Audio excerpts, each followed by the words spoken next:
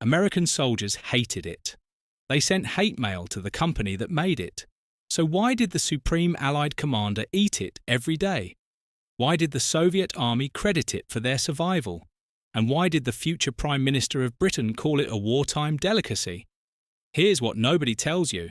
Spam wasn't popular because soldiers loved it. It was popular because of one bureaucratic decision that most history books completely ignore. And at the end of this video, I'll show you exactly how that single decision may have changed the outcome of the war. Welcome to WW2 Objects. Every object tells a story. Let's go back to March 1943. The US government has just added meat to the national rationing list. Beef, pork, veal, lamb, all of it now locked behind a point system. Every American civilian gets 64 red stamps per month. That's roughly 28 ounces of meat per week. A single steak could burn through half a month's allowance in one meal.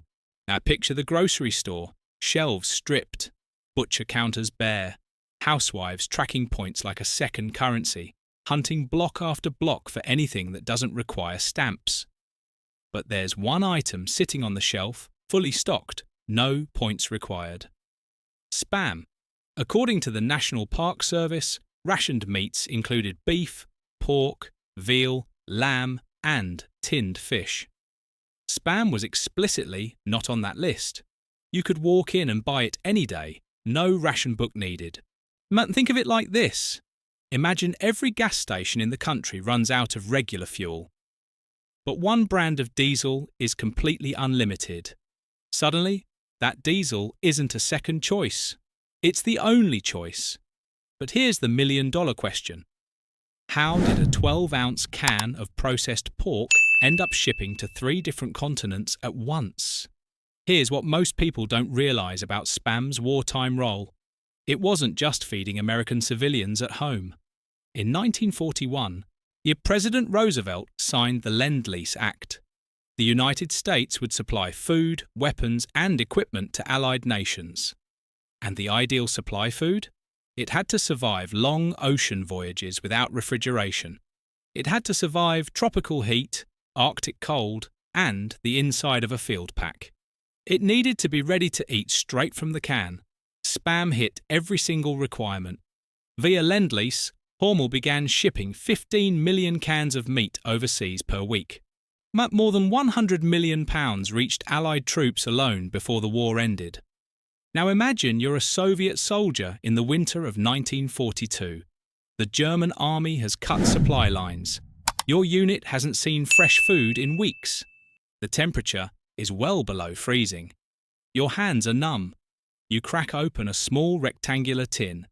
Inside, warm-coloured, salt-heavy, protein-dense meat that smells, honestly, pretty good compared to nothing at all. But that context is why Nikita Khrushchev wrote in his memoir, Khrushchev Remembers, "Without Spam, we wouldn't have been able to feed our army." The story doesn't end there, though, because back in the American mess tent, the reaction was very, very different. American GIs despised it. One army mess sergeant described his daily reality this way. "I had to disguise Spam to get the guys to eat it.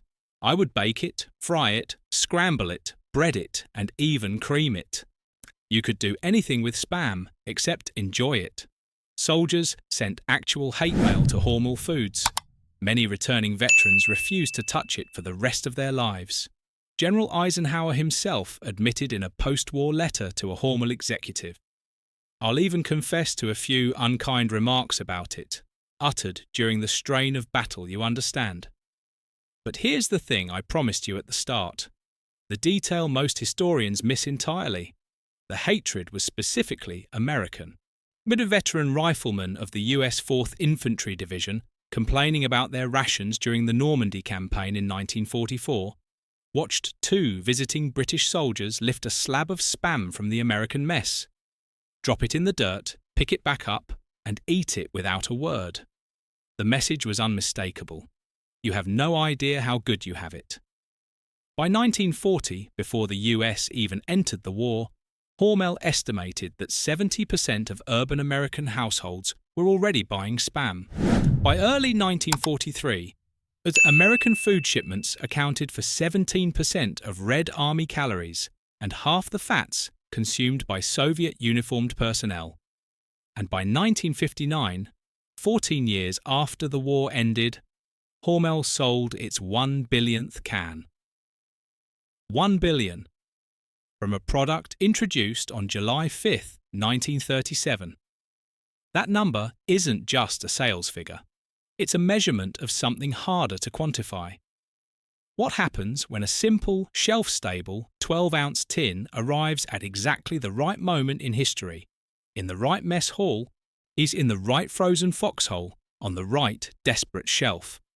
So that tin of Spam sitting in a wartime photograph, the one soldiers complained about and Allies treasured, wasn't just processed pork. It's a logistics solution that no refrigerator could replace. It's the difference between a Soviet army that eats and one that doesn't. It's proof that the object nobody wanted ended up being the one nobody could survive without. Thank you for watching WW2 Objects. If you have suggestions, from ration tins to field equipment to forgotten weapons, drop them in the comments and we'll give you a shout out. Like, subscribe, and hit the bell so you never miss a story from the battlefield.